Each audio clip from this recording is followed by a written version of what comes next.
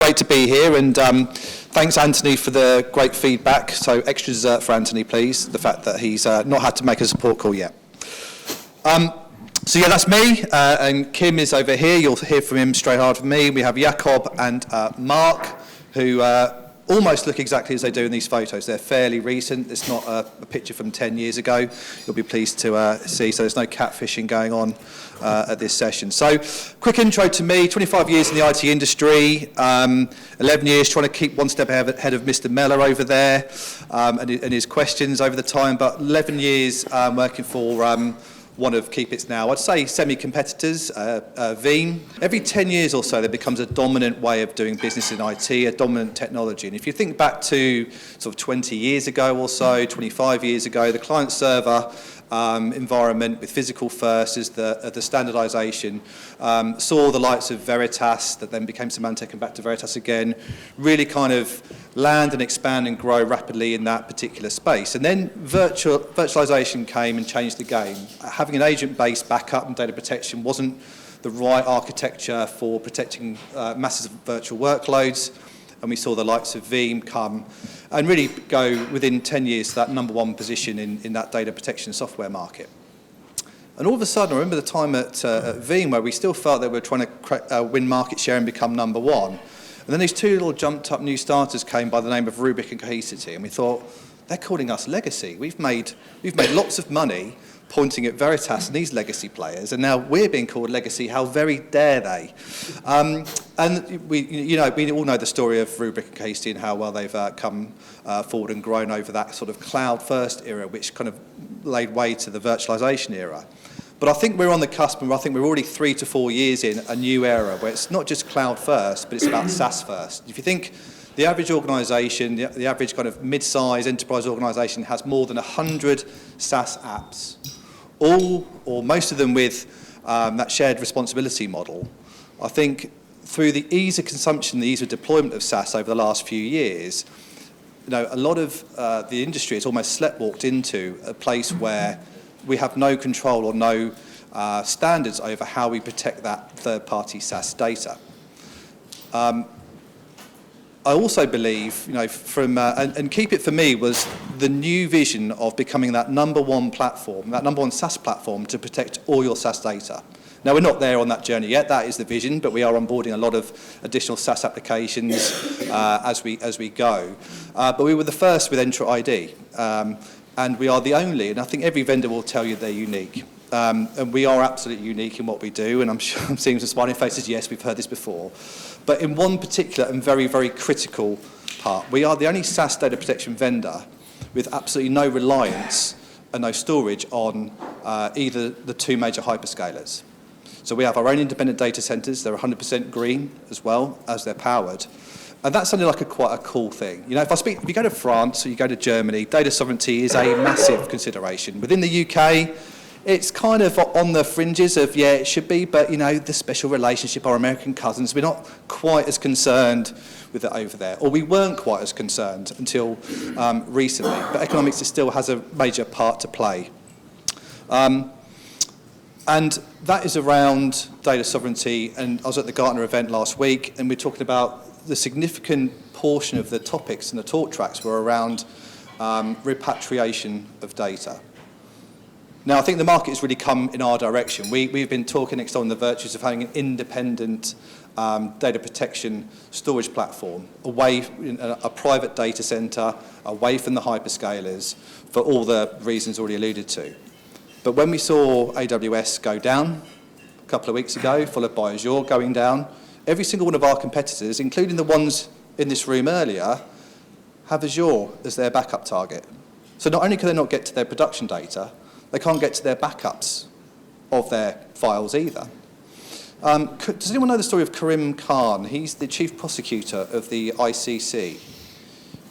It's not a huge story that came into... ordered Azure to cut off his Office 365 to cut his email. Correct. But apparently the ICC was involved as well. So it wasn't entirely because of the US asking it, but that's Well, I think it seemed to happen as about the time he indicted Netanyahu for crimes, it became, as soon as Trump came to power, those sorts of things. But that kind of whole situation seemed like an absolute fiction a couple of years ago. And I think a lot of companies now are looking at, okay, how far do we trust it? Now, my analogy, if I was in sales, which I kind of am, is who locks their keys or hides their keys in the boot of their own car? And I think in 5 years' time from now, people will be looking back and going, can you believe we actually stored our actual our Office 365 and all of our surrounding data back into Azure or back into AWS? It just seems like people have finally kind of woken up to that way of doing things. So that's where our uniqueness is. There are lots of others. We have a question. What kind of availability do you guarantee for your service? What, availability of uptime or availability of if all those other things go down? Your own uptime and durability. Excellent. Excellent question. So if I told you the answer to that, as a salesperson, it doesn't sound so viable, but I've brought some technical friends with me. So Jakob, over to you. Yeah, so sorry. I honestly, Kim, do you remember, is it 3 nines or is it 5 nines? I honestly don't remember. Which one, sorry? Our uptime, so data center uptime? I honestly, it's... I'm really sorry. It's on our website. I'm looking it up for you now. Yeah, thank you very much. So It's 99.8, I think. Okay, so we brought the wrong people for the uptime question. Apologies for that. Where are your data centers as well? I think we have them Is over that on the here. slide? So on that slide where those dots are, that's where they are currently. We're opening up new ones all the time, or they're certainly on the roadmap as well. But for example, if in the event that AWS goes down or Azure goes down, another question. So you're talking a lot about keeping the data within European boundaries and all that kind of stuff. That's great. Very admirable of you, but so in the case of Microsoft 365 going down, what do you offer to your customers? Because, okay, it's down, and now, how can they leverage the data that you have instead of being in Azure?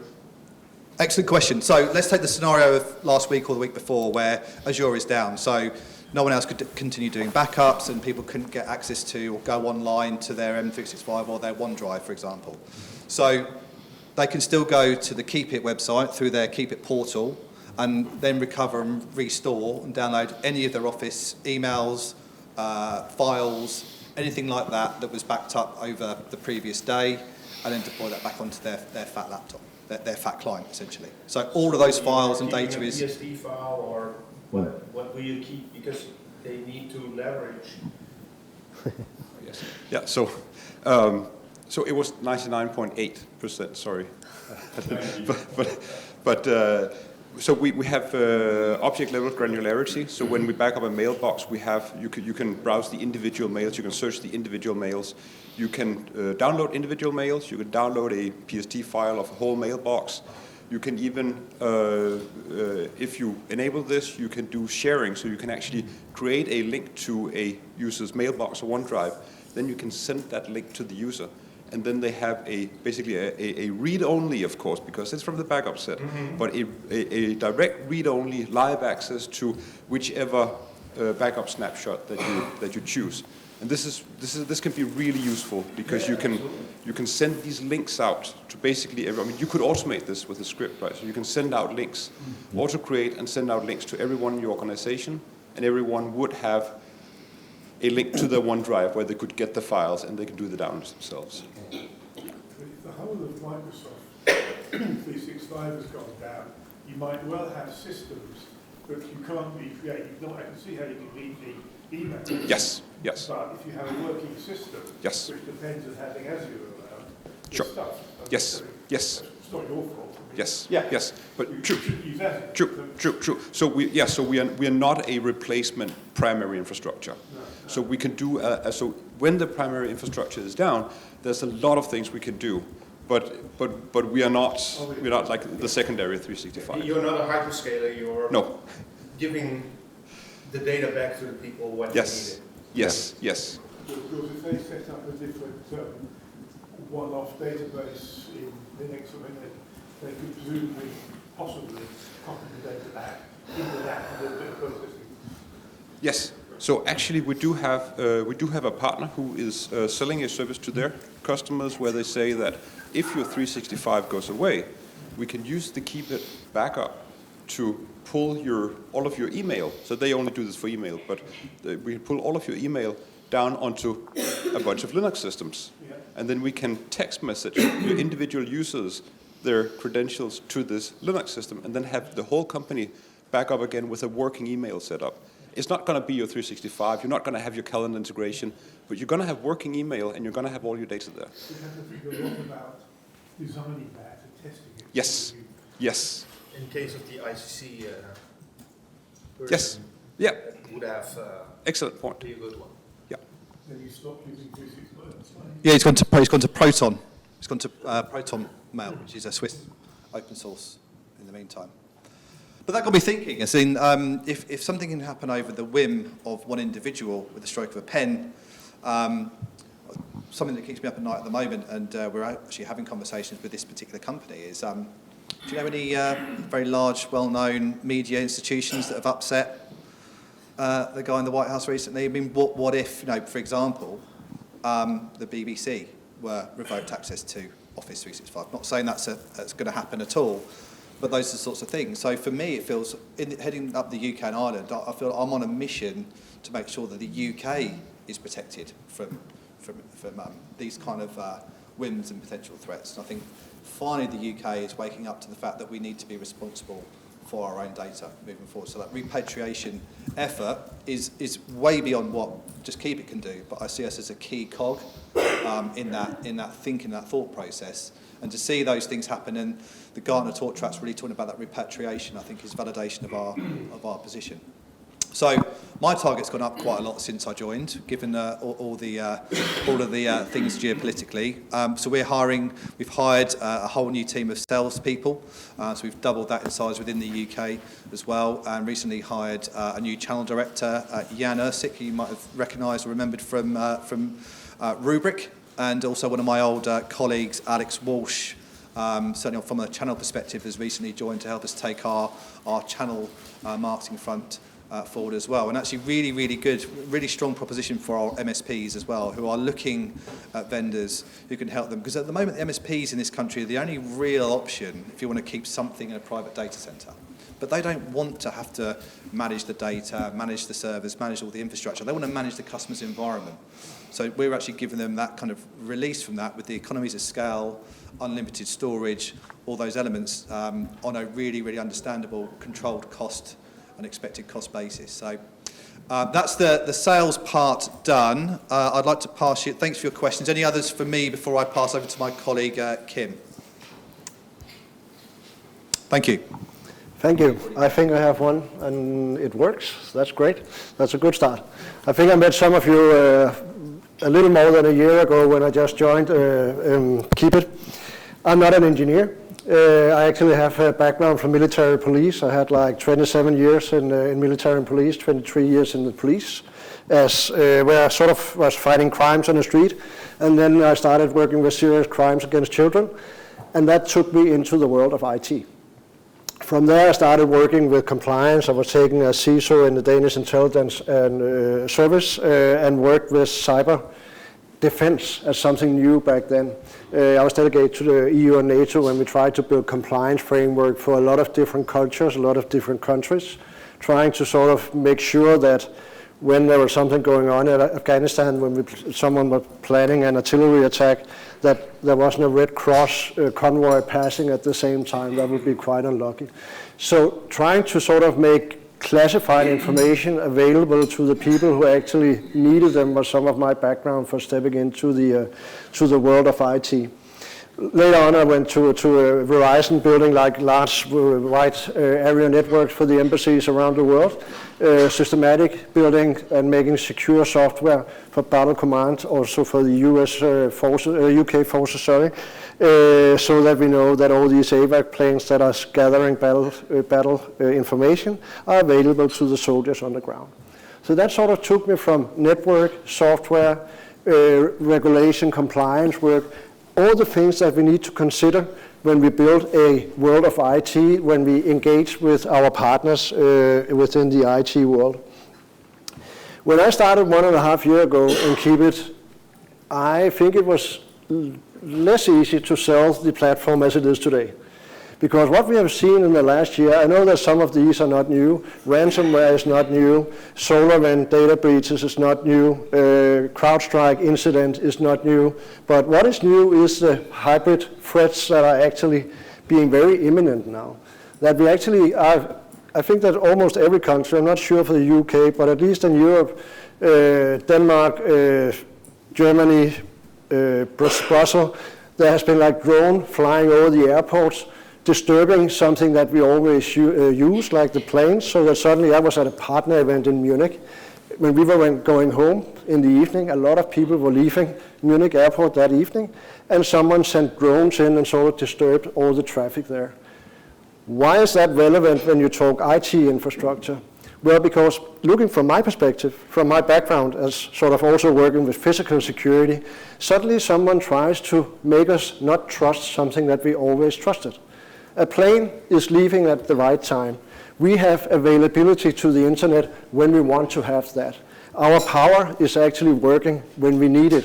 But right now we saw the outage in Spain, Portugal, 12 hours without power in Spain. Was it an attack?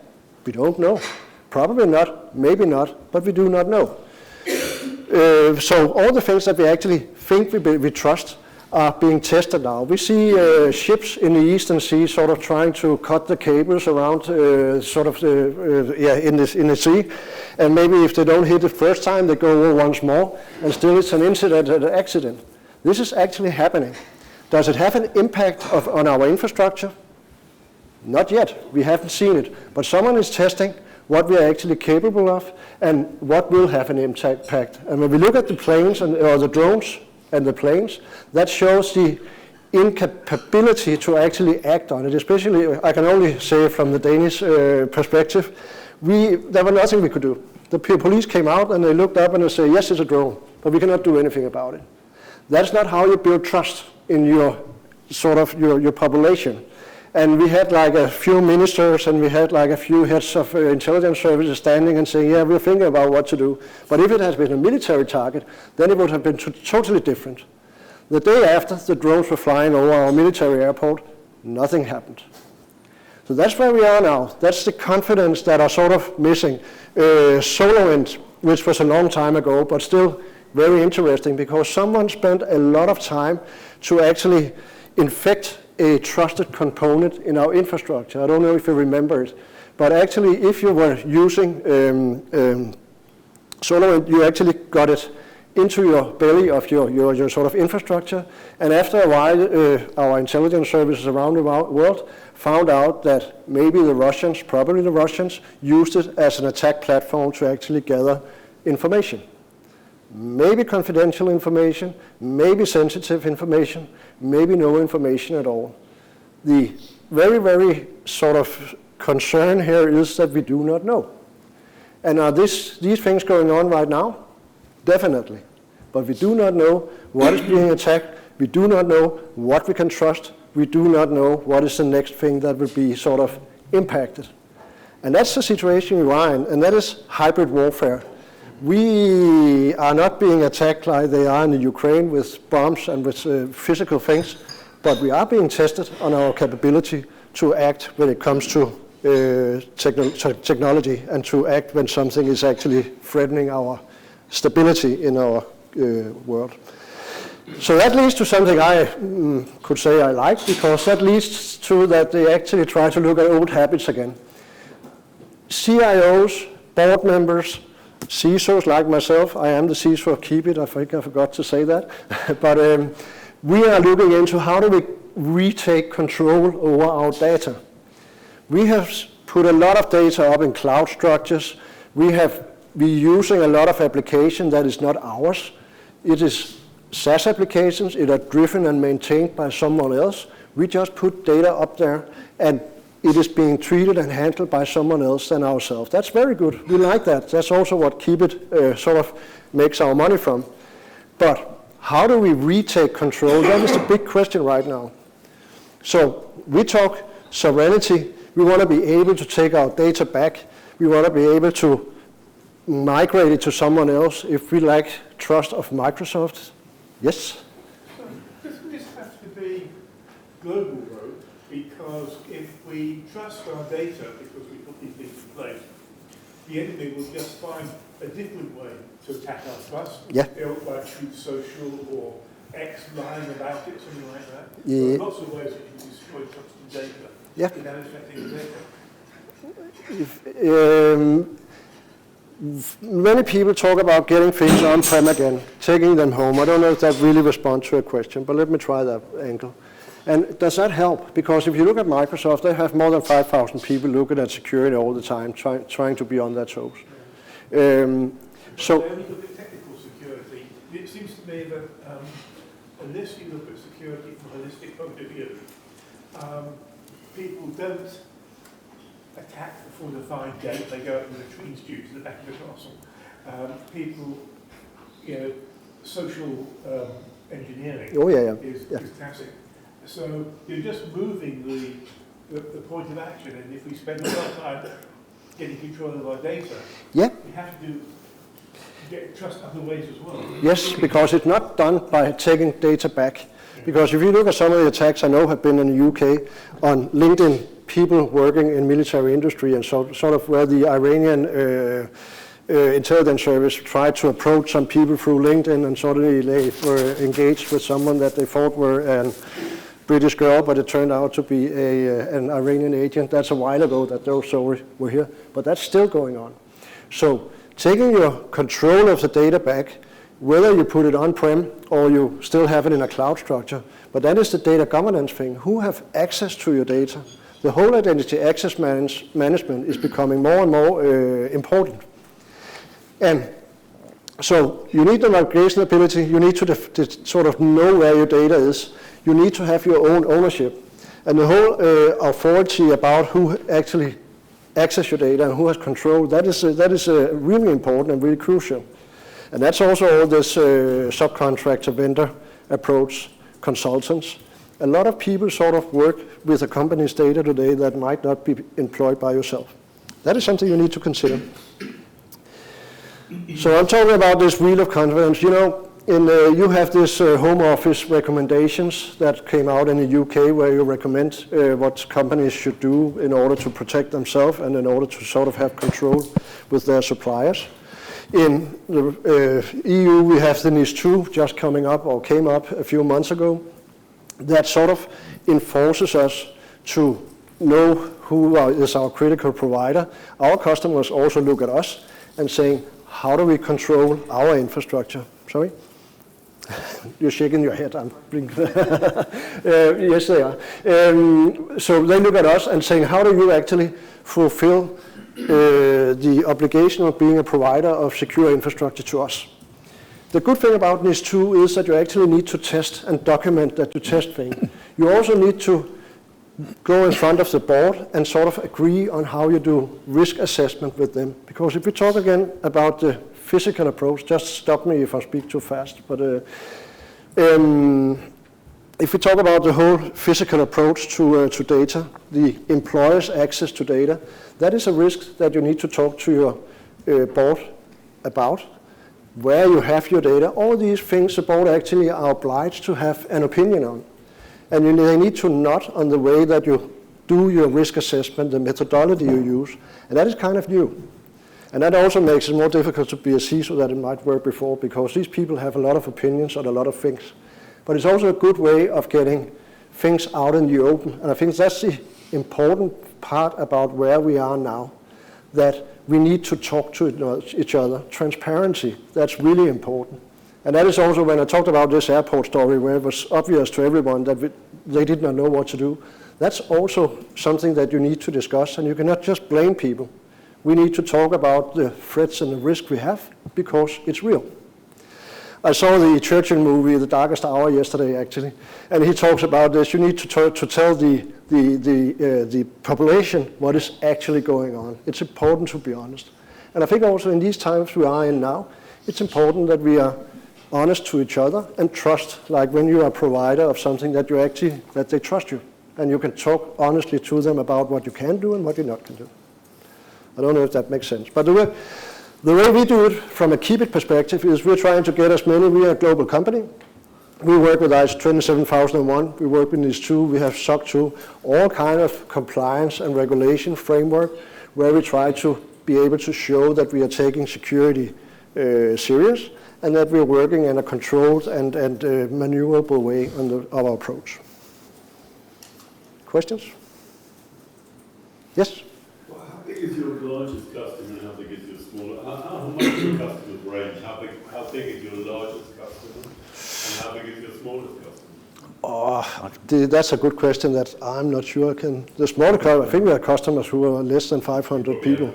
So, people like me. Yeah, we have. Our smallest customer in the UK is one user. It's a pub up in the north. But by all means, feel free to use our product as well. I think we could do some sort of trial basis on a one-to-one basis. Some of the larger ones, we've got some very, very large banks across Germany 180. and France. I think the one in France is one of the fourth or fifth. I have to be a little bit dubious about whether it's the fourth or the fifth because you can't look it up. We can't mention them just yet. But one of the problems of being a data protection provider is companies don't like to explain and tell the whole world who is protecting their data because that then becomes another risk. But yeah, we've got some very, very large customers. We've got individual companies with more than 100,000. Yeah, I think we have 180,000 is the biggest one, I think. Yeah. And you disagree with the thing about telling people who's protecting you. If the people protecting you are really good, it doesn't matter that people know about it. Security by obscurity is very, very dangerous.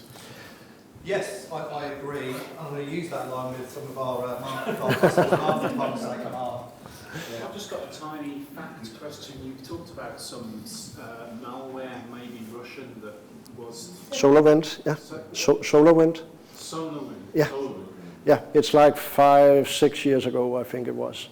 But the thing is that was just one of many that has occurred. And SolarWind is like a component that you use. You had Log4j also. That was not a malicious, that was not intentional. Log4j was also an application, a component that suddenly had malicious software in it, but that was not intentional. But this happens all the time, and the thing is that we don't know what is next. It might be Microsoft that comes down with a software update that suddenly turns out to have malicious software in that you suddenly have in, and then it goes a year around, and then you find out. Sorry? It had happened several times, and it will happen again. And Microsoft distributed the first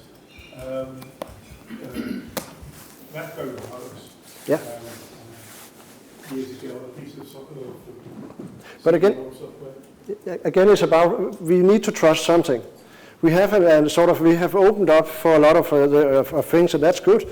Cloud is a good way of sort of work. It's adaptable and it's maneuverable. It's not mindless trust. Sorry, David, your comment at thread, I'm here. Your comments are so interesting. I'm really sorry, guys. We need to move, I will finish fast because we also need our product guys to get on. So what we actually do is you talked about our market, and we want to go from we are aiming for the enterprise, and that also means that we need more of these sort of proofs of concept that we do things the right way. But going back to what is actually all these things that are going on with hybrid threats leads to that we need to be able to prioritize and categorize what is important for an enterprise, what is important when we talk critical national infrastructure. We need to define our sort of dependencies and other. And that is where you sort of go back to data governance, old habits, plan and prioritize, and especially how you recover when something happens, because something will happen. And some people think it takes 8 hours to recover from an incident, but it takes maybe 6 months to get back on your feet. And people tend to forget that, especially the higher up you get on the sort of the layers of leadership. And then know your architecture. I talked SolarWind, I talked about Log4j, know what is actually going on in your infrastructure so that you're able to take a application out if you know that something has been infected with it. And then again, back to the NIS2, you need to test and test and test. Test your ability to recover all the legacy system that you don't dare to touch. Make sure that it's not where your critical components are, because you need to actually be able to to get them on their feet also, if there's part of your critical infrastructure. Hope is not a strategy. I have not talked anything about AI. I will just put one little sentence to it, because we sort of, from a police perspective, I see AI like, do you know Silence of the Lamb, the movie? Hannibal Lecter. I would like to have him by my side if I was investigating a serial crime thing, because he would know the mindset of that guy. But I would also like to have a very, very strong window between me and him, and have him concealed in a cage, because I don't want him to run around. That is how I also see AI. When I work with AI, when I sort of use it for my infrastructure, then I want it to be caged. I want to know what it has an impact on. What questions am I asking? How do I get the responses? And how do I control that the responses does not get manipulative and take over my control over my infrastructure and my data? I think that's actually quite a fun story. It's actually Jakob who invented it. But hope is not a strategy when it comes to recovery. It's neither a strategy when it comes to sort of AI usage. You need to know what questions you're asking and how you use AI going forward. And that we will also talk about in a bit. Last slide for me is just that we are using more and more AI SaaS applications. I heard Cisco talking about firewall as a service last week in Barcelona. But in all of these changes, it's about keeping control and assuring that we know where our data is and who actually controls our data. And that is also where Keepit comes in, because by the end of the day, when you lose connectivity to the cloud or something, or one of your services, you can look at the data center in London, in Brussels, or wherever it is, and say, okay, I still know my data is here. Even though they're lost from up here, I can take the hard disk and say, here it is. And I think with that, if there's no question, I will hand over to Mark and talk products. Okay. Yep. So I'm Mark, I'm a product director at Keepit, and me and my team look after the workloads, as we call them, or the SaaS applications that we offer coverage for. So our main ones being M365 Entra. That's where we land the majority of our deals. But then we also support Salesforce, Google, and we have a big workload expansion initiative going at the moment, which I'll go into detail on. Could you give me a number of how many SaaS apps you protect? I believe it was 7 back in April. Back in April it was 7, it's now 13, and next week it'll be 14. 13, thank you. But you'll see that on the slide that I've got later, and we have plans for 114 going forwards, yeah? So, but I won't go through everything here, obviously, because we'd be here till midnight, but our key focus areas are still M365 and Entra, even though we've got a lot of resource working on the workload expansions and the 14 and the next 14 or whatever, because our customers are the M365 and the Entra, that's where we land our deals, but we're using the other workloads now to expand on our customers because they're seeing that their SaaS real estate or what they need covering is far more now. It's not just M365. They need their HR system, their finance system, etc. backed up. So we're doing a lot on the M365 area, a lot around SharePoint, which is probably one of the most complicated aspects of M365 and where we get the most issues and challenges on SharePoint. We're integrating with the M365 native rapid recovery as well, so that customers can get the best of both worlds with Keepit and with the M365 backup. We're constantly improving the experience for the user, for the admin, the speed of getting the data back, the user experience around restores and backups across all of the workloads. And then we're also doing a lot in the Microsoft Entra ID. As Dan mentioned, we were the first ones there with Entra ID, and we're now getting a lot of feedback. A few years later, now we need to add more in-tune policies there, which is a key thing on our roadmap for that team going forwards. And then we're also, Salesforce and Google, I guess, are our level 2 workloads that we land with as well. And we're now seeing more and more demand for those, so we're spending a lot of time doubling down on making sure that the features we offer for Salesforce and Google are where our customers want to be. Because Google, to be honest, is a huge market that we've not tapped into yet, and we want to get there as well. And with some of the new workloads we're offering, they go very well in a Google kind of environment. So Okta, for instance, if we offer Slack or whatever in the future, that's kind of a bundled package that our customers who use Google are asking for. So that's a key area for us as well. And then obviously we're a partner-first organisation, so we've also got some work going on with our partner management console, which is, yes? It's this very technology focused. Surely the right way to do this sort of exercise is to look at business functions, business capabilities, and work out what you need to do to add resilience to your business capability. And then that might well mean looking after 365 or whatever. But you should be going from the top down, the business function down, rather than from the technology upwards. Question mark. Yeah. From a sales engagement, we do exactly that. Yeah. We have a platform that is the Swiss Army knife of applications that we can protect. But the person who looks after the M365 environment isn't the person who looks after the Okta environment, or isn't the person head of legal who looks after the DocuSign data. So for us, that's absolutely how we do it. And I think that you'll hear more later as to how we, in terms of how we're going to go out and expanding those workloads is by doing exactly that, which I think we come on to later. Yeah. Well, hang on, to David's point, you guys talk about technology. Even your website talks about you store backup data separately from production data. But when I buy Keepit, what am I buying?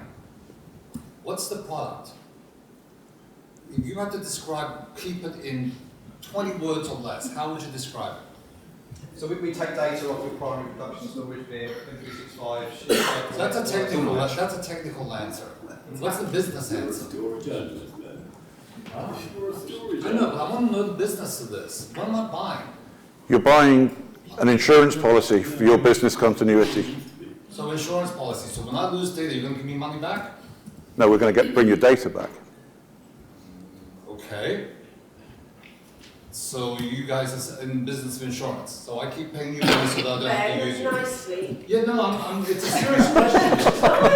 No, it's a very serious question because, you guys are expanding. And you guys, it's a business sell that you really have, but you guys focus so much on technology. And so I'm trying to understand your go-to-market question here, because all your slides, and this is the third year you guys have been here, and you talked all about your technology. And I think that you've got an opportunity to describe what you do. Shared responsibility.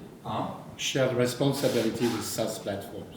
Yeah. Shared responsibility with SaaS platforms. Yeah. Okay, that's interesting. So who do you sell to then? Who's your customer? IT, CISOs, and those sorts of things. So do you have an iPhone? No, I don't buy anything. Do you have so you have a Google or iPhone? Yeah. So if you plug it in, you go to bed, it backs up somewhere. Yeah. If you ever lost your physical phone, it's not the end of the world because you go and buy another phone, you put in credentials, and you have your phone back. Okay. We are giving that experience to IT operations. Okay, so your customer is a technical customer at the end of the day. Okay, that's fine. Okay. We've gone tech heavy because tech life, so we've gone on the technical side. But also a business. That's the point I'm trying to get to. You're selling a business solution, and yes, you are tech heavy because we do a lot of technical stuff. We do a lot of good technical stuff. But ultimately, you're a business, and one of the challenges for all. I was going to say emerging, but you guys are much more than emerging. But for a lot of tech companies, is that it's so focused on the technology, so heavy on the technology, that the business value gets lost. And my feedback here is just that the business value conversation needs to be more upfront and more obvious. That's my feedback to you guys. It's great feedback, and actually, I'll tell you a very short story about a conversation I had at DigiGov a few weeks ago, and I went into how we do it and why, and how great it is, and why it's data sovereign and everything else. But we also do infinite unlimited storage for the same price per user. So I can save and protect and archive off my entire content SharePoint, which goes at for £1 or £2 per user per whatever. Yeah. Oh, and it's also sovereign. So a lot of it is you get caught up in that bit, but actually the ROI is the conversation value the other way around. Is massive as well. Right. So you talk about the business and using the technology to support the business proposition. Yeah. That's what my feedback back to you guys. I'm challenging you first, but I want to give you the feedback that the conversation, You need to propose a business solution, and your technology supports that, and you bring a unique approach to that.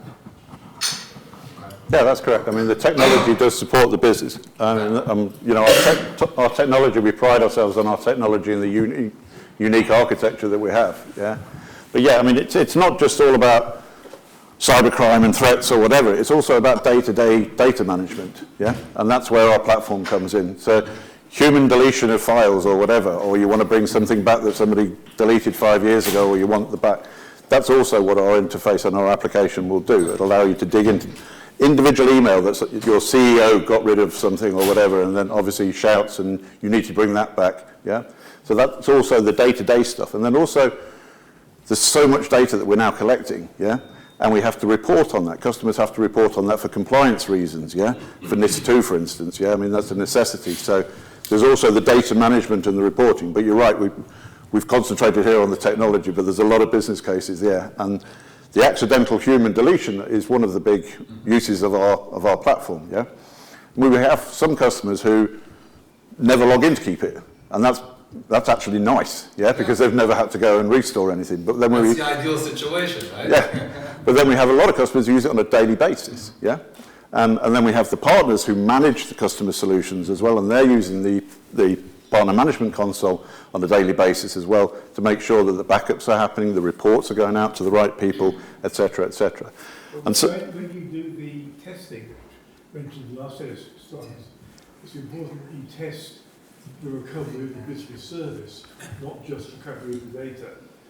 You can get the data back and then find you can't actually get the messages out, or you haven't got the enough phone lines or something to actually make the business operate.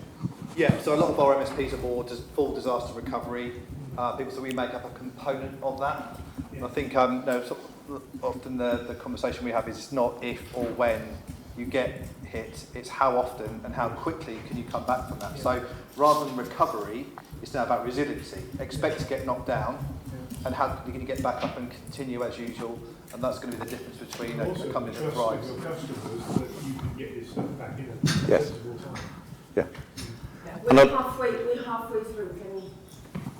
Sorry, I'm going to go a little bit tech on that one as well, sorry. So everyone else stores data, their backup data on very slow archive tiers.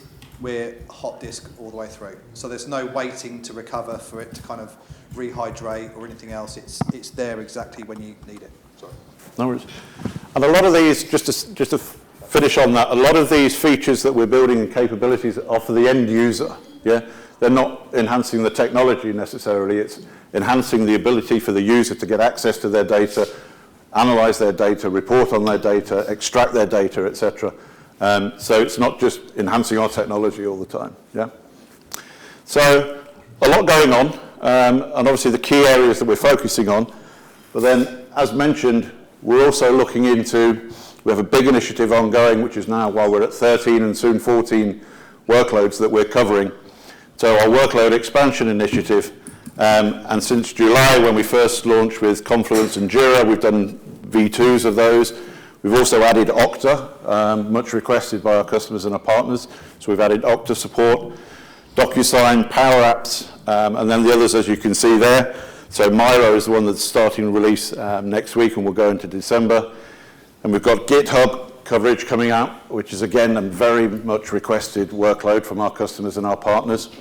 And then going forwards, my boss has told me that we have to deliver hundreds of workloads in the next 3 years. So these are just some of the ones we're looking into at the moment. I mean, JSM is coming out Monday.com, but then some other big enterprise-based workloads that we're looking into at the moment. And that list is there are 30,000 SaaS applications out there, yeah? So, yeah, just some of them that are on the list at the moment. But it's interesting, when we talk about what we're going to do next, we might get 10 customers who say to us, why aren't you doing Workday? You've got to do Workday. It's a no-brainer, do Workday. And then we go and investigate Workday, and we find that there's no API that supports incremental backup. So they might have 100 million users out there, but at the moment, we can't actually build a backup and recovery service for them. A question about this. You've got, it seems to me, two problems when writing a new connector. One is finding the API access, and the second is writing the connector. Which of those is the biggest burden to you, and can AI coding help with this? Great question. The API discovery is the biggest part of building a new workload, yeah? And finding the endpoints and how they map to our snapshot structure or whatever. We're building, and we've started to use an internal AI tool that'll help us with basically, when it's finished, where you just put in the service name, it'll run for an hour or so and then come back with all of this data mapping and the dependencies between the data.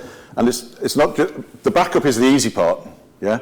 It's the restoring and restoring in the right order of the data elements to make sure that the system will work again, yeah? You can't just throw everything back. You need to be able to restore in a logical manner for that particular workload. So the AI tool is helping us to do that data mapping, which in the past has taken, for Okta, it literally took weeks to work out the data structure, how it maps to our snapshot model, and then how you bring that data back in a logical manner. So we're using AI to help there. The other thing is we built our own proprietary scripting language, which is basically API development with YAML scripting, I believe, that sits on top of our core C++ framework, which is what we built the native applications, M365, Salesforce, and Google in. But now to get that pipeline and that velocity, we've built a scripting language, which is a different set of development skills. DSL? DSL, yeah. So it's a different set of skills, different set of engineers, and with the AI input as well, it means we can churn these workloads out a lot quicker, yeah? Because finding API developers and script writers is a lot easier than finding C++ developers, yeah? And it's quicker as well. And with AI helping us, that velocity is increasing every month, so it's helping us a lot. But so yeah, part of the discovery is there might be 100 million users of a particular SaaS service creating a lot of data, but do they want to pay for the backup of the data? How critical is the data? And that's the other investigation and analysis we have to do. If it's an HR system or a finance system, the data is probably critical. But Miro, for instance, how critical is that going to be to an organization? To some it's critical, but to the majority, it's a pain if they lose it, but it's not going to harm or challenge business continuity. So we look at that when we look about the workloads and we talk about the pricing of the workloads. Because if we look at something like DocuSign, for instance, you might only have 5 licensed users in a company of 500, which is your legal team and HR people. But the value of the data that DocuSign has is as big as 500 users of Jira within your organization, yeah? So that's another thing we look at when we look at the pricing and how we're packaging and presenting this to the market. Can I ask why you've got some of those workloads down multiple times? What's the difference? Sorry? Okay. You've got Okta down at least 3 times. Oh, that's just version 1, 2, and 3, basically, right, just to show that we're also adopting... It makes it very confusing. Yeah. It's, we should put a V2 against it, yeah. But it's also to show that we're releasing now quicker and a different methodology, whereas before we might spend a long time trying to build the ultimate workload coverage, yeah? And that would take us 6, 9 months. We can now build a V1 and show it's doing the basic coverage, and we get that. We do the interviews with the customers to say, what's the most important part of the data to start with? And for Okta, it was groups, permissions, and users, yeah? Then workflows, then something else, then something else. But we can get something out, get the customers using the workload, and then show this iterative approach, but to show that we are covering the basics to start with and then moving on. Yeah? Have you thought of partnering with somebody like Haiku? Because they probably have more SaaS app coverage than you. They don't have a back end like you have. We've not thought of that. I mean, I see them now. I mean, this is the other thing that I was going to come on to for the competitive analysis. Yeah? I mean, our traditional competitors in the M365 Entra space, then they're not here on the workload expansion. It's the Haikus, the Rewind, Pro Backups, Backup Labs, etc. Yeah? And we're seeing them all the time now. But when you dig deep into what Haiku and Rewind do, you know, there's a reason why they say backup for, because there's no restore. Yeah? There's a download, but there's no restore through the application. Yeah? We wouldn't think of partnering with Haiku at the moment because, I mean, yes, they say they offer 70 workloads, yeah? But 15 of those are in the Google space, yeah, and tiny little workloads, and some of them are in the Amazon space, yeah, another 15 in the Amazon space, yeah. So they're a competitor. We wouldn't think to be partnering with HiQ or Rewind because we have a better back-end system, yeah? We have a better pricing model. We have a more transparent pricing model. HiQ is bring your own storage, yeah? You don't know how much you're going to be paying for these. And if you've got 15 of their 70 workloads and you don't know up front how much you're going to be paying for these, it depends on the data, yeah? That's something that we can, you know, that's one of our unique elements. We can say, if you have 50 Jira seats, we'll charge you 50 Keepit seats. If you have 5 DocuSign, we'll charge you 5 DocuSign, yeah? It's nothing to do with the data, yeah? So you can forecast, the customer could forecast for the whole year, yeah? Or for the length of the 3-year contract, thinking of 10% growth or whatever, we're going to be charged this much by Keepit, yeah? Whereas our competitors are not able to do this. So we've got a very large opportunity that we're looking to close this month or this quarter, just before Christmas, hopefully. And we were highly competitive against HiQ up until the last couple of rounds. But it became established that the storage cost, bring your own storage cost of HiQ, when you factored in the total storage required across either AWS or Azure, was more than our license and the unlimited storage. So, in many, and that's the really cheap answer to your question about business before. So it's so much more cost effective to use a private data center than rely on those. So there's two things. One is sovereignty, which is absolutely crucial, which is why we're about it. But a very, very nice byproduct of that is we're in control of our own costs as well. We're not reliant on a third party. So we have no fair use policies at all in terms of how much SharePoint or whatever you need to use, because we control that entire infrastructure stack. And do you get, a real quick question, do you, as you buy more different apps, do you get a better deal?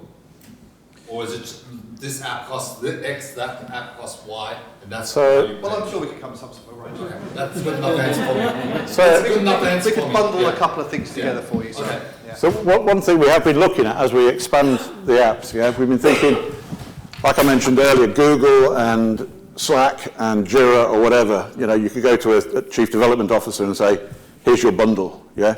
Or you could go to somebody else and say, here's your bundle. So when at the moment, I don't think we're at the critical mass with 13 or 14, but when we're at 25, maybe we can say, here's 3 or 4 that we bundle together, and it's how many employees in the company, that's your price. That's yeah? a smart move. Yeah. So we will have a developer pack or a CRM pack or a marketing pack or whatever, yeah? But we need to get to that critical mass of the right workloads and whatever, and that's what we do in the discovery phase, to say where do we want to be and how do we want to package these going forwards.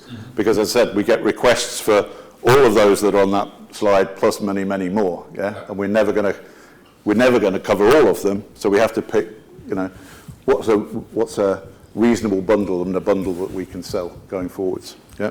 Do you lose deals because you don't support everything, all the SaaS apps that a customer has? We've lost a couple. Say you either cover all of it and I can commit, or no, we don't. Because I mean, maybe let's park the HiQ, the more workloads, but a lot of those are on-premises and virtual things as well. Yeah. From a SaaS, pure SaaS perspective, we pretty much cover the most of any.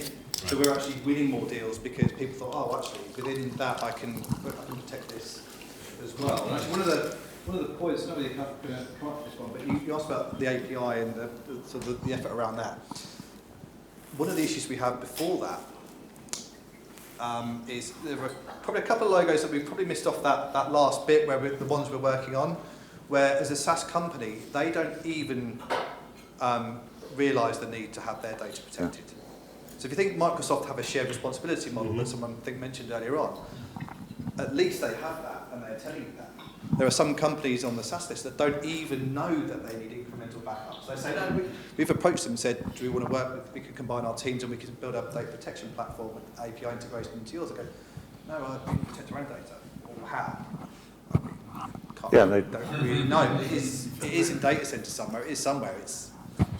But it's in the cloud. Yeah, it's just someone else's computer. No, we've had that exact. But that's getting the mind share of these SaaS providers that they actually have to take your data more responsibly. Is hopefully as a journalist here, maybe something you can help us with. We've had that discussion with an enterprise SaaS vendor, yeah, and we said we'd like to we'd like to get access, and they said, well, you don't have a use case. We do backup. We said, yeah, you do, natively, and you store the data for 30 days, and if somebody wants a restore, they have to send a ticket to your support desk to get a file restored, or whatever, yeah? So, that's an enterprise vendor, yeah, with that mindset. So to your point, what is the level of collaboration you have with those SaaS vendors? Do you have some partnership with them? Are they kind of actively promoting you? So, any kind of engineering, we have different approaches. I mean, if we take Atlassian, for instance, that's one of the most open platforms to develop on, yeah? You don't have to sign up to be a development partner at all. It's very open APIs. You buy a developer account, which is quite easy, and then you use those developer accounts, but you don't have to have that conversation with Atlassian necessarily. They have a great support team, so as you're developing, they'll answer questions, etc. But then what we do is then, at the same time, we go onto their marketplace, yeah? Which is just a marketplace listing for Keepit in the Atlassian marketplace, which has a redirect to our website. So it's non-transactional, downloadable, but we're getting exposure on there through their partner net, so we have to register to be a partner to get onto their marketplace. We have others where you can't develop unless you go into a formal partnership agreement, yeah? And some of them charge a lot of money to be a partner. And then, we also have to work out, well, is it worth that money? What's the return, yeah? How many customers are we actually going to be able to sell backup to for this particular application if we're going to spend this money up front? So all that kind of goes into the workload discovery. The other thing we'll be thinking of further down the line, and we've actually started exploring this already, is some of these vendors that don't have maybe the most mature or comprehensive APIs, but they have a big market. Maybe we go in with those guys and say, look, you're the data experts, you know your API, you know your data model, you know which parts are important, how it all links or whatever. We're the backup experts. Why don't we do this together? Build this backup, keep it backup natively into your platform, yeah?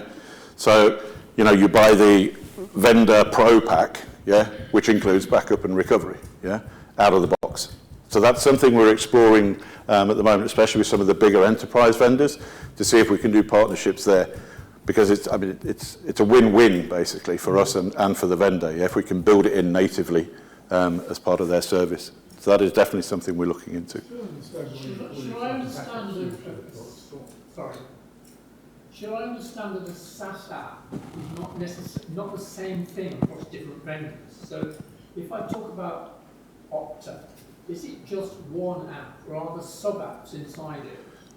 There are sub-modules, yeah. So when you say you protect, say, Jira workloads, it's not a case of protecting Jira or not.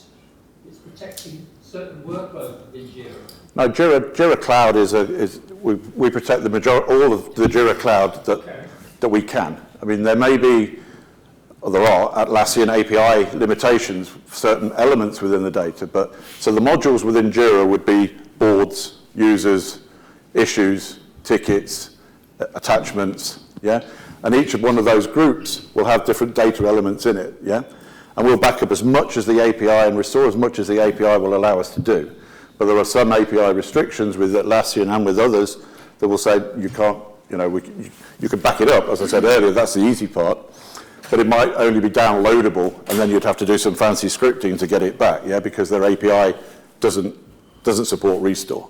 Would it be fair to say that when you say you protect so many SaaS apps, that what you mean by a SaaS app is not necessarily the same thing as what Haiku would mean by a SaaS app?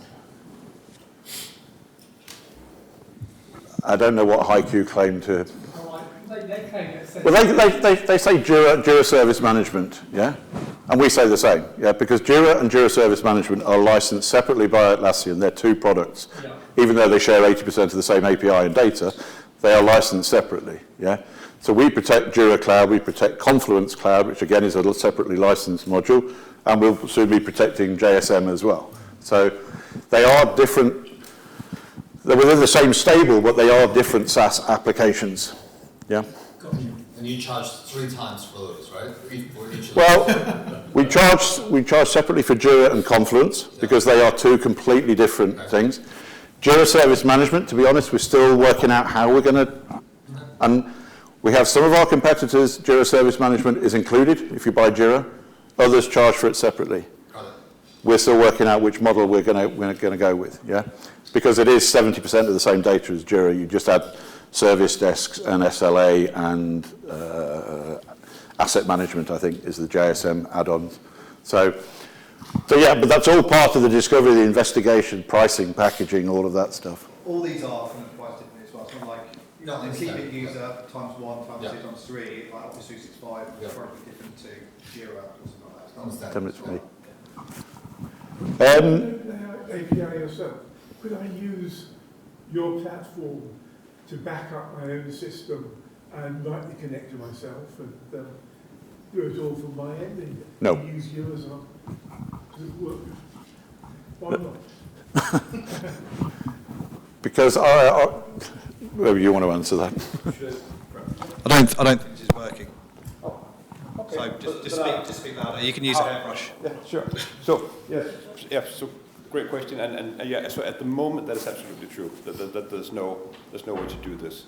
So but this is an active conversation, and we have some things we're discussing, because if we could open up a way for third parties to just do that without talking to us, especially without mentioning any specifics, if we were to choose an API that is like well established, then we would you would have just a plethora of third-party tools already available that would just work out of the box, and then maybe you would not have the same granularity or the same Keepit user interface experience that you would on our first-class workloads, but you would be able to solve the problem, right? So if you have an on-premise SQL server or something, and for whatever reason you just want to have that in your... You can just create an endpoint.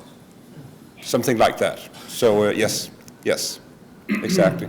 So just to, without making any promises of timelines, I mean, that is... No, I'm just kidding. it would certainly not be for free, I would promise you that much. I'm Asian, I want a deal. So finally on this slide, I just want to touch on, obviously we're selling this direct sometimes in these new workloads, but we're also enabling our partners to be able to sell these as well. So we're providing a lot more detailed and comprehensive enablement material now, documentation on our website for partners, for customers, training material, etc. Because we have to, as we grow the workloads, we're going to have people internally within Keepit and also the partners who are going to say, what the hell's Jira? I've never used Jira. Yeah, what's Miro? How do you say it? So we have to make sure that they have the necessary information so that they can have an informed discussion. So if the Miro expert at the customer says, do you back up sticky notes? Sticky notes. So it goes to the coverage chart that we provide internally and externally and said, yep, we back it up, but we can't restore it because of an API limitation. Done, yeah? So a lot more documentation happening in the engineering and product team as well to support these. Yeah, I think that's all I wanted to say on that slide. I guess the partner customer input, I mentioned this before, we get a lot of input because we have an externally facing roadmap that is available through our platform and through the PMC to all of our customer users, all of our partner users, where they get this view of what we're working on, what are we planning for the future, what are we considering, and what we've launched. And we break it down by the different kind of streams. So what are we doing in the M365 area? What are we doing in Salesforce, Entra? What about our new workload expansion, etc.? And for any one of these cards, the customer can go in, find the detail of what that particular feature is or what we're trying to achieve, and they can vote for it, say how important they think that is, or if they can't find a card where they think, they can actually submit an idea of their own. And we get probably between 20 and 40 insights every week from customers and partners, either voting or giving us new ideas. And we use that within product to help formulate our roadmap. Because obviously, if we've got something, a few cards that are getting a lot of interest and a lot of votes and people think it's critical, then that helps us with our scoring and our prioritization of what goes on the roadmap next. So none of our competitors offer this transparency into what they're building. And some of our partners use this as a competitive differentiator when they're talking to customers, saying, Keepit is very transparent, you can see what they're building, you can actually have an influence on what they're building by voting for things in their roadmap. How many customers do you have? what's the current count? 20? 20,000. 20,000.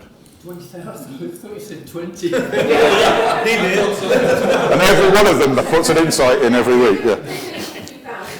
Is that 20,000 corporations or 20,000 seats? 20,000, yeah, and there's about 1,000. Well, it's... If you look at M3... Amazon and about Microsoft count 1,400 in differently. the UK.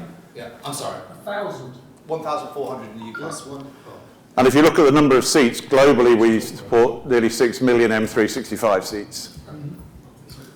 Just as one of the numbers. 6 million. And over 1 million Entra, and then, yeah, down from there. Seats, yeah. Okay, any more questions before I move on? Yeah. How many more data centers are you going to be building in the USA? How many more data centers are you going to be building in the USA? At the moment, we have no plans for any additional data centers in the US. Have you got data centers in the US? We do. We have Australia, London, Denmark, Germany, Washington, Sydney, and Switzerland. At the moment, we have a couple of other regions where we're looking at putting a data center, and again, it's all built based on demand. Yeah. If we get one customer saying, we want you have to have this data center, we'll say, yeah, okay, 500 seats. Probably not going to put a data center in there, yeah? But if we see a whole territory that's growing, and we have one at the moment that is growing a lot, and that's probably going to be the next location where we have a data center. Is it a different charge for each region, or the same charge? It's the same charge. Same charge? Yeah. Simplicity of licensing. So, no difference for the PC. So then, I've only got about 5 minutes left, but I'd like to talk about AI, because you have to talk about AI in every presentation you do. So, our approach to AI so far has been, we're not shouting it from the rooftops, look, Keepit has AI, look at our AI, or whatever. We look at it, kind of take a step back and a softly, gentle approach to say, how can we use AI with our existing customers to solve their pain points?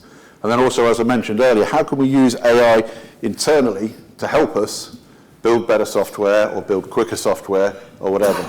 So we're focusing on identifying those opportunities that will allow customers to get at their data quicker or to report on their data quicker and get the feedback on their backup landscape, if you like, and their data landscape.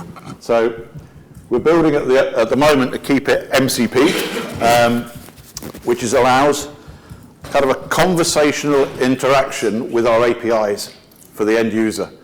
So instead of going and building a report or waiting for the weekly report or whatever, the user will be able to go in and say, hey, Mr. AI, how are my Keepit backups doing? Or how is my Okta backup doing? What was the data involved in my last Salesforce snapshot? And they'll get the data back straight away in seconds. They'll be able to formulate that data into a nice report that they can then give to their compliance officer, or graphs, bar charts, whatever, that will make it more presentable. But the fact is that we're exposing that data immediately through our APIs to the end user rather than waiting for the reports and stuff. Did you say it's information about backups, or it's information in the backups? It's information about the backups, yeah. So I don't get it. The MCP is an API that talks to the LLM, or what? It's an LLM that talks to the APIs, yeah. So you're providing an LLM, a chatbot, that just answer questions about Yes. the service? By using the APIs to go into the data to pull the information back based on whatever request or prompt that somebody puts into the AI bot. So we're launching this month as a preview for customers. So we want to run it with a few customers first to see if is it giving them what they want. How do we need to enhance it, expand it? Got a lot of interest, as you can imagine. Had a lot of customers signing up for the preview program. Yeah, so that's our start with AI. As I said, very cautious. We're not exposing any of the data externally through the API. It's all internal. Yeah, so there's no data risk there at all or anything else. What about hallucinations? Is there any way in which the AI can talk about the backup that's not there? because an AI tends to like to please, I can imagine the AI saying, well, we've only got 3 backups. David, can we take this in the one-to-one at all? So, Can we take this in the one-to-one, Okay, all right. please? Thank you. I'm just conscious of time, Okay. so Mark, no, we're nothing to read you. I'm done. So, But then maybe one up. sorry? Yeah, I guess we have time to answer. Yeah? Repeat the question again. Sorry? What was the question again? Hallucinations.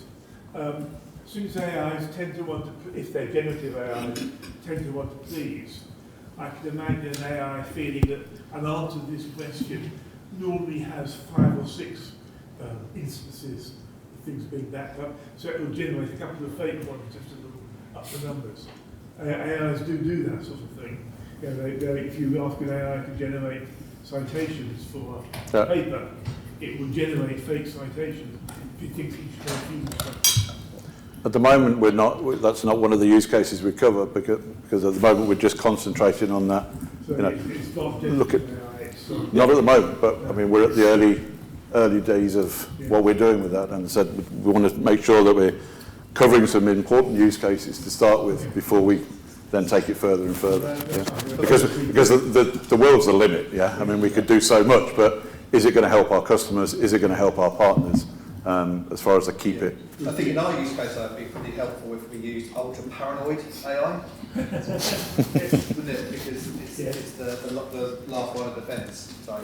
But also, yeah, I mean... The report is really back to the regulator. If you invent something that's not there, the regulator make it very unhappy indeed. Yeah. But also, I mean, for the MCP, I mean, we're providing the interface so that the customer can connect whichever LLM they wish to use via the interface that we offer. So if the user wants to use Claude, or if they have an on-premise deployment of something, whatever the user chooses to use in a security model that the user is comfortable with, they can now connect that LLM to data that they will get from our APIs around the nature of the backups. And that's just cynical about users. I reckon once they have an AI that just generates reports, they will stop checking them off. Oh yeah, so yeah, there's a whole lot of challenges with automating things with AI. Absolutely, and we're all going to see that in the coming years. Can I just understand this? If I'm a customer of yours and I happen to be using ChatGPT internally across the board, I can say to ChatGPT, tell me please about the state of my Keepit Opta backup. ChatGPT will then use the MCP protocol to go talk to your chatbot, which goes talk to your infrastructure, finds the information and squirts it back. Yes, almost correct. So it will just talk to our MCP, which is a direct connection to our API, and just get it. So we don't have an LLM. We don't operate that. You don't have your own chatbot inside? No. So yours will talk directly to our API and get the information it needs. Just retrieving data. So with that, I'll hand over to you. Yes, well, thank you. So I'm Jakob. I'm a CTO at Keepit. And yeah, well, you've heard me talk now, so I will just move on. I have a little teaser to bring. So we are sitting on a goldmine of data, literally, at Keepit. So of course we cannot go into customer data sets and talk about the nature of that, of course, but we can talk about how data evolves over time. What we see, behavior of user data sets, behavior of how our platform interacts with other platforms, and we can talk a little bit about user behavior also. And that is something that, we have all of this data. We feel that it would be useful for everyone if we were to publish, in an anonymized and aggregated and ethical form, publish some of these data that we can look into. And that is something we are going to do. So we will come out with a report in March where we will talk about some of the things that we can see happening with both how data sets evolve and a little bit about user behavior. So that is going to touch upon things that Kim have been talking about and some of your questions around testing and all of that. Are you going to publish the anonymized data, or are you just going to publish your findings of analysis on that data? So we will publish our findings, and we will back them up with data. But of course, we are going to have to be respectful around our customers, of course. So everything is going to be aggregated. You're not going to be able to deduce anything about any particular customer, of course, from the data. Sounds like a really good idea, the equivalent of the Backblaze report on the hard drive. Yes, on the hard drive, yeah, that's brilliant. So, tell me what will be in it, what are the columns in your database? So, it's not finished yet, so we don't know everything that will be in it, but I will. So actually, this one is probably going to be in it. And so some of the things we are going to be looking at are things that you would expect and things you would hope for, and then we are going to find that they are true. And you may say, okay, that is not shocking, but it's still nice to know. So a really simple example of that is this graph. So Keepit does incremental backup forever. So we do the first onboarding of a data set, and then we only take the differences ever since. So you would hope that if you look at it as a customer, from day 0 of your backup, you would expect that around day 0 you will have a very high data inflow, because we have to get your entire data set. And then when you're through that initial onboarding, you would expect the data inflow to be low. And that is, if we look at an aggregate set of customers, and we look at, so of course these customers all started at different days, but if we normalize them to day 0 from the start of the customer engagement, and look from day 0 and onward, so here we have your people who've been customers for years, we look at how much data do we ingest every day from these customers. We see exactly what we would hope to see, that we have a huge ingestion around day 0, and after that it's very, very little. But there's a few spikes though, and looking into that, we can see that is customers doing, for example, M&As. So you purchase a company, you enroll that company into your existing backup, and now basically you have an onboarding again. So we can see that. But outside of those anomalies, we really see that the incremental forever is working as we would have expected that it works. So maybe not shocking, but useful to know. And we're backing up our claims, so it's not just us saying it, we can actually show that this is really how it works. Good idea, yeah, checking your assumptions, yeah. So another thing, if we look at, so it shouldn't say production, it should say productivity, I apologize for that. So if we look at different types of workloads, if we look at, so for example, Entra versus 365, whenever we run a backup, how many of the items that we're downloading are downloaded because they're new items that we have never seen before, or they're downloaded because they are items we have seen before, but they're modified and we need to get the newest version. If we look at that, well, for identity workloads, we have mostly new objects, not so many changed. It's completely opposite on your 365, which kind of makes sense because how often do you start a new document versus how often do you edit an existing document or update a spreadsheet? So this kind of supports what you would intuitively think. But if we look at, instead of looking at the files themselves, if we look at the number of bytes, how many of the bytes that we ingest come from a modified object versus a new object, the data looks completely different.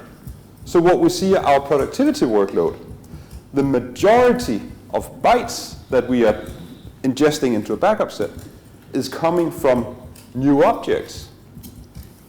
So that, but it's a minority of the files, so how does that work? That must be because the files that are new are large. And that is one of the things that we see, that everyone is recording their video meetings. That's a new object. It's a lot of bytes. You updating, 5 Word documents, that's nothing in comparison to this sales review or whatever you now have a video recording of. So so these are some of the things that where we can talk about what's going on in company data sets. So that's a little bit about company data sets, a little bit about how backup works against the providers. We also have a little bit about user behavior, and I didn't bring graphs for that. So as a backup vendor, you would really, I mean, we talked about it before that some customers enable the backup and then they never log in again because they never need to restore anything because they don't need, they haven't lost anything, which is kind of great. But still, you would really hope that when people have backup that they test that the backup works. And that is one of the things that we will be coming out with some insights on. And I didn't bring the numbers, but I can tell you that not everyone is testing that the backup works as you would have hoped that they did. Are you able to test if a backup works yourself, or is that something only a customer can do? So only our customer can really, I mean, so there's a couple of things to it. So there's many layers of technology, of course, that has to work. And we control many of them, and we have metrics live for many of them. So we will know, for many of the technical parts, we will know if something isn't working as it should. But there are technical parts that are outside of our control. So if we restore back to 365, we don't control 365. So there are some things there that really the user would have to do. But there's another aspect to it also, and that's the human aspect. Maybe all of the technology works, but if no one in your company knows, how do we log into the backup system? How do we find the data? Which button do I press? Then all of the technology is for naught. So this is some of the, we see some patterns on that, and also how quickly people find the things they're looking for and all of that. You have encrypted backups, don't you? Yes. So if somebody loses the key early on in the process, you could be backing up for years and years and years, never being able to restore them because you lost the key on day one. Yeah. So actually, we that's a whole other that's a whole other. Yes. Key management is quite important. Yeah. We have 5 minutes left. Yeah. I don't have anything else. So if any questions on yes. I'm just surprised about the economics that you can run your own data centers cheaper than you can. You're not going to be. You will be using S3, but not Glacier, I presume. Sorry, whatever it's called. So on S3 on Glacier, and we all run hot disk. Yeah, you run hot disk. Yeah. I'm just surprised that when you launch in a new region, you can't just use S3 for a little while just to get yourself off. Right. So, yeah, I mean we can't use S3 for compliance reasons, right? So when we make the promise that we have no sub-processors, we can't go out and then have a sub-processor. So we kind of locked ourselves in on that. But you could say, I mean, you could yes, say... we could sell it on other terms. That's true. That's true. And say we are actually subcontracting to but actually, I mean, the cost of setting up a whole new region, I mean, that is surprisingly low when you consider, I mean, what the storage cost would be on something like Azure or Amazon. Wow. So do you have your own kind of storage environment, or do you buy like Dell arrays? And we rent data center space. We bring in our racks. At the moment, we buy hardware from Dell, but we are not in any way locked to any hardware that Dell has. I mean, we could be on Supermicro tomorrow, on Raspberry Pis with USB sticks if we had to. There's nothing special on. So you're not using like Dell object storage? No. They So it's your own Yeah. Yes, so we built an object store designed for storing backup data on large arrays of inexpensive disks. So. But in terms of like how can our costs match those or internal costs match those? Well, probably they don't. But the cost that Microsoft and AWS charge partners to use that storage is what we're definitely below by a fact, probably by. I think Andy has a question. Yeah, just for the data center facilities themselves, do you build those yourselves or do you use Colo? No, we use Colo, so we use Equinix in most of our regions. Still. You might offer an archive service. Oh, excuse me? An archive service. Do you think you might offer that? If I get my way, yes. Yeah. We have, one of the projects that was up on my slide is something that we call long-term preservation, which we're specifically aiming at SharePoint as well, because SharePoint, we have customers with hundreds of thousands of SharePoint sites, yeah, and going back years and years and years, and they get overages because of the new stuff they're using, and they're paying Redmond every time for these overages, yeah. They want to keep that data from 5 years ago, from an event or whatever it was, but they don't want to be incurring these overage charges. So we're looking at a way of long-term preserving or archiving that data in Keepit so they can still access it, but we'll take it out of the production environment. Yeah. Sorry? You need to get it taped somehow, don't you? Yeah, yeah, we used to call that sneaking it, I think, wasn't it? Yeah, pops under the Not arm. now, though. Big LTOs. But we'll also offer that for, I mean, SharePoint is our first use case of that technology, but like I mentioned earlier, we want to be able to provide the platform across no matter what workload. So Salesforce, for instance, was another big workload that could do with some kind of archiving or long-term preservation. And there will be more when we do more workloads as well, where people will say, well, I need, if I do Autodesk Construction Cloud, I've got these blueprints from buildings that we built 5 years ago, big files, but I want to take those offline, if you like. So, yeah, that's one of the key projects we have in the next year. One of the challenges we have is when the customers kind of sold this as a solution, they want to move away and do all the things that they bought into. Well, it's not a greenfield site most of the time. They've got an incumbency somewhere. Mm-hmm. And then it's, well, how do we age out that data? Mm-hmm. Now, one of the ways to age that out, well, it's not age it out, is to put it into a massive OneDrive file and we'll protect that, but then you still have the recoverability. So that is one of my use cases internally, is we need to have them come off the competitive environment and not wait 3 years for them to do that. How do we do that in a controlled way? Is it competitive, migrate them off the existing rather than age out their data without having to pay another company? And a lot of them have been really tricky at this moment. There's one very, very large company that prints things like passports sort of things. And they've been told by the incumbent, well, if you turn it off, then the day after you can't access any of your data. Normally it's 30 days. The industry standard is a 30-day period, but their contract that they signed a couple of years ago was, well, you stop paying, you've lost it forever. Quite a mountain. Yes, yeah. It's not them, but it's something very similar. So yeah, for us, how do we ingest that? Or if you're coming from an on-premises and you're actually moving things into SaaS, maybe you've decommissioned your HR application, you're now going into Bamboo or Workday or something. Well, where do we store that? And for me, it's like, how do I monetize that? How do I charge you as a customer to do it? Because you're going to have to be paying someone else for it anyway. Pay us, please. To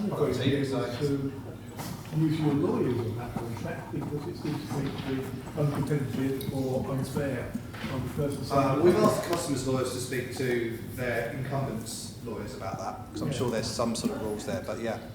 That's where they're getting tricky.